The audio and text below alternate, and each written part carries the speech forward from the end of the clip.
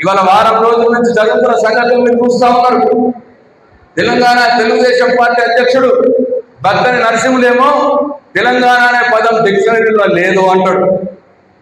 అంత మాట అన్నా రేవంత్ రెడ్డి సపోర్ట్ చేయడు, బండి సంజయ్ సపోర్ట్ చేయడు, కిషన్ రెడ్డి సపోర్ట్ చేయడు.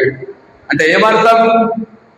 తెలంగాణ ఉనికి లేకున్నా సరే మేమందరం మాత్రం కలిసి ఉండాలని వాళ్ళు ప్లాన్ చేస్తూ ఉన్నారు. ఇవాళ పవన్ కళ్యాణ్ అనే వ్యక్తి ఆయన ఏమేమంటున్నాడో మీ అందరు చూస్తూ ఉన్నారు. ఆయన ఎవరు అసలు?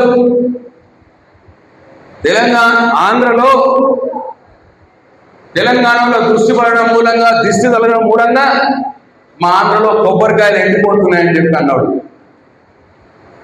ఈ పవన్ కళ్యాణ్ తెలంగాణ ఏర్పడితే ఆయనకట బాధ అయిందట. బాధతోటి 11 రోజులు అన్నం తినలేదట.